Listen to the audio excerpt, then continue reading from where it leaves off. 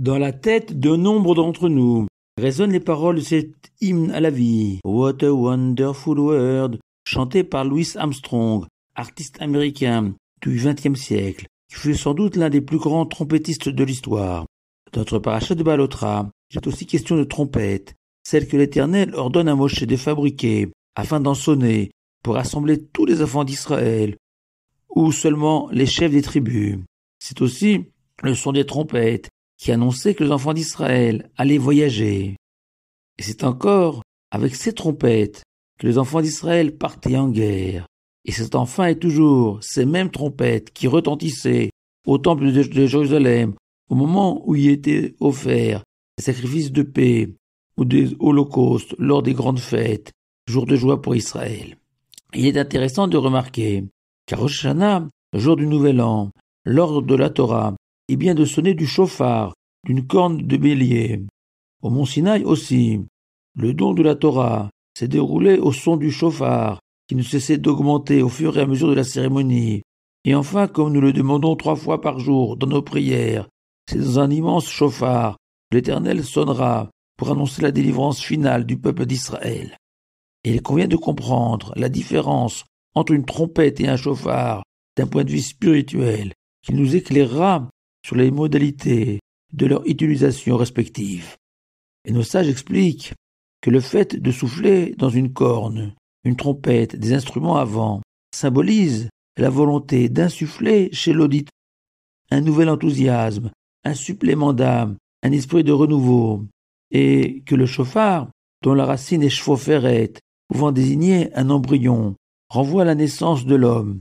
Ainsi, à Rosh Hashanah, on sonne du chauffard pour appeler l'homme à revenir à son état originel, à sa naissance, ce moment où l'Éternel a pris de la terre sacrée du futur mont de Sion et il y a insufflé un souffle de vie pour créer le premier homme de l'histoire, Adam.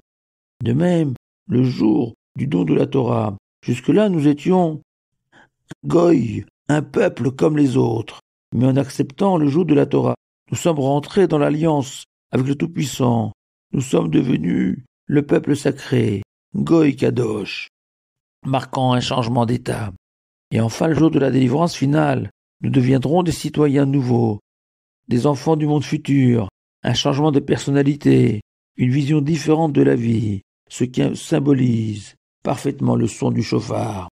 Par contre, la trompette, souligne Rabbi Shimshon Raphaël Hirsch, se dit Chatzotzra en hébreu, dont la racine est Chatzer, une cour, car la finalité de cet instrument de musique est telle une cour entourant une maison.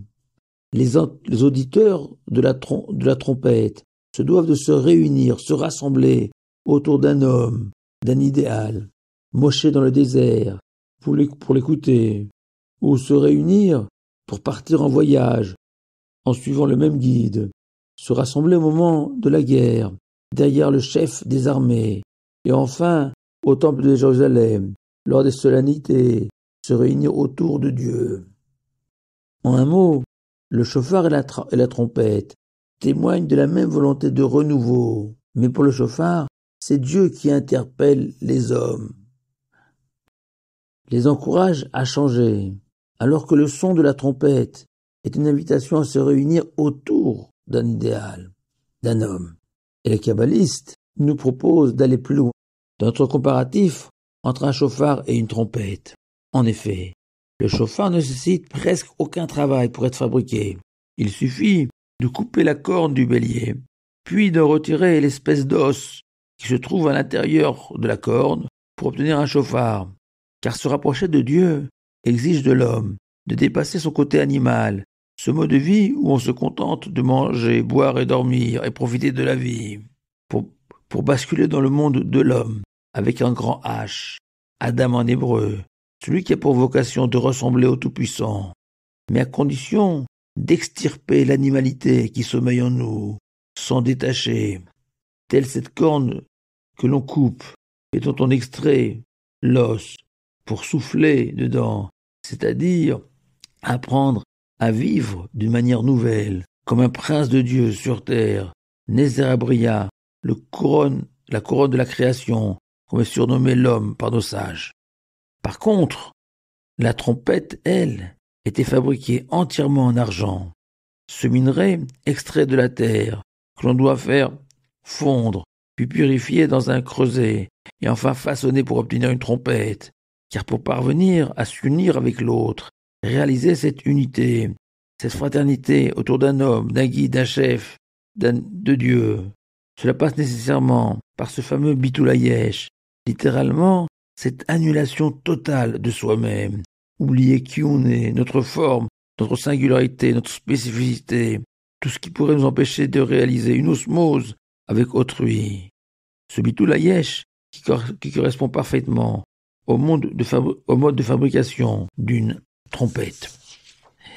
Et le Maggid de Mezerich, dans la même veine, enseignait à ses fidèles que Chatzrotzrot, cet instrument de la fraternité, de l'union, pouvait se lire Shete Chatzitzura, deux moitiés d'une forme, car pour réussir une fusion avec l'autre, il faut d'abord comprendre que nous ne sommes qu'une moitié d'un tout, et que l'autre est mon complément indispensable.